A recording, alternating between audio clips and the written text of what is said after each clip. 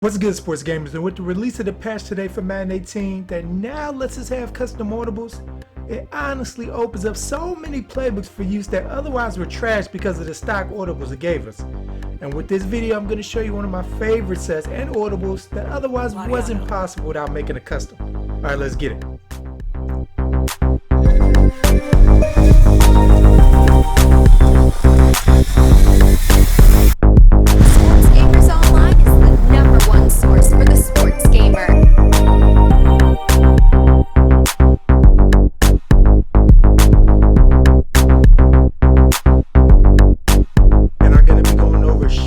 Trips tight end out of the New England Patriots playbook, and the four audibles you want to set are PA slot corner, PA counter go, Pat slot screen, and Pat slants. Now the first play I'm going to go over is Pat swap post. This is the base play that you come out in. And why is it the base play? Because it's consistent and works against pretty much any stock coverage. You want to base your scheme around this play, but mainly the angle route by the tight end. For if you're familiar with PA post out of shotgun bunch, you would know it's pretty effective with really only one hot route adjustment to defend it that we will be taking advantage of, but more on that later. You also have the flat route by the running back for a quick dump off if the situation presents itself as well.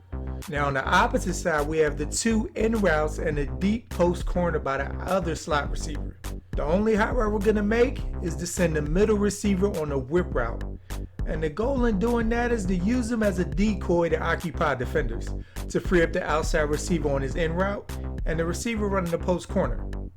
Ideally, your reads want to go the running back for a quick throw if he's open, the in route, the high-low read of the whip and post corner routes.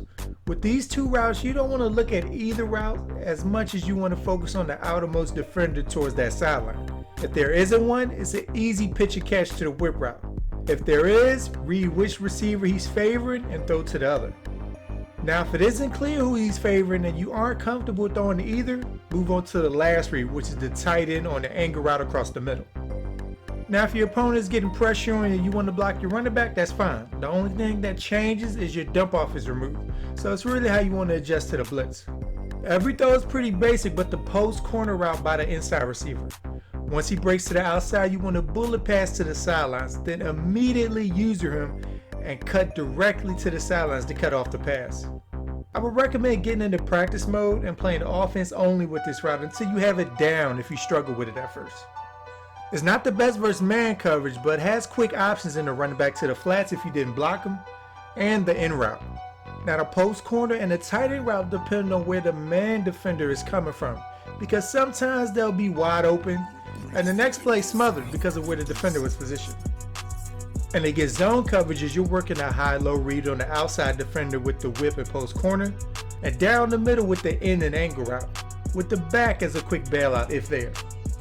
And like PA post, the most common way to take away the angle route is deep blowing the middle linebacker and using another defender to play underneath.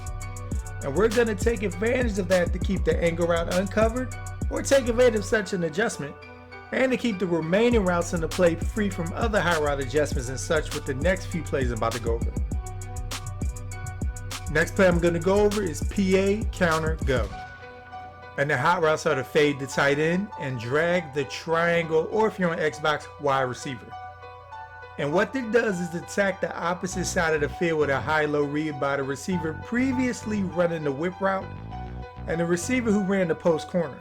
Why it works well with Pat swap post is because the linebacker normally assigned the deep blue to stop the angle route by the tight end is needed to stop the deep cross and or drag route in this play. So if your opponent wants to cover both, they're going to have to use and control their middle linebacker, removing their ability to take away any underneath route like the drag and PA counter go or the in route and Pat swap post, because they can't deep blue a linebacker and forget it because you're basically taking them out of the play when you run this. And against man, if the deep crosser isn't there, look for the drag, which is the same for your reads. It's a two-man game. You look deep on the deep crosser, then short. So you have big play potential with a safety throw and extra blocking mixed in. Now the next play is PA slot corner. And the only high route you want to make is streak the circle or B receiver if you're on the Xbox. as he serves as the clear out route and doubles as the guy the deep blue middle linebacker takes down the middle. Sometimes he can be open if the defender doesn't come out on him in time, but he's mainly there to clear out the middle for the post route to run behind him, with the drag as a dump off option. Then you have the post corner on the opposite side of the field. So your reads want to go streak, post, then the high-low read with the post corner and drag route on the sideline defender, like you would in pass wide post with the whip and post corner. Now the last two plays are to take advantage of how the defense is lined up. The first one I'm going to go over is Pat's slot screen, aka the bubble screen. If you are familiar with these types of plays, their purpose is to outnumber the amount of defenders at the point of attack with more offensive players than the defense has. So anytime the defense has 2 or fewer defenders, always remember you have 2 blockers and the guy who catches the ball, so you're +1. So that's a look you always want to use this play against. Now it gets tricky if there are 3 defenders lined up over 3 receivers. If there's 3, they obviously can match the 2 blockers you have and have another defender to tackle the other guy immediately. But usually if there are 3, the defender covering the guy closest to the offensive tackle is usually in some type of underneath zone. So he doesn't run out to the defender in the bubble screen till the ball is thrown. So it's like he's not even there. But then your opponent can put him in the hard flat or even use it cover him when you didn't think he would, ends up jumping it and it's a pick 6. So basic rule is if 2 defenders, use the play. If 3, make sure it's a soft zone and they're not controlling the 3rd defender before you commit to it. Overall, I try to run this as soon as they give me the numbers that show I can throw it, so it makes them focus on the area I otherwise don't attack other than the whip route and pass wide post. And the last play I will go over is Pat's slant. And this is all about leverage. If the tight end has nobody to the right of him, you want to run this basically every time. Whether it's zone or mostly man if you see this look. Because his route develops so fast, he will be open a good amount of the time. The only way this is stopped is if the linebacker is Deion Sanders. But since it's man and you're running a slant play, if he is covered, the backside slant and drag are your best friends here. This is the only play that's main purpose is to beat man. So if you know they're in man coverage, don't be shy to run this play. I've loved this set for a while because it attacks different parts of the field, deep and short, with a nice solid base play to build around. And I hope you can take this and have as much success with it as I have. Sorry sports gamers, hope you enjoyed the video and stay tuned here at Sports Gamers Online for more Madden 18 content. And let me know in the comments if you found success with the scheme. And make sure to subscribe to the channel if you haven't so you don't miss anything we put out. And stay tuned after the video for my in-game footage of me running this scheme.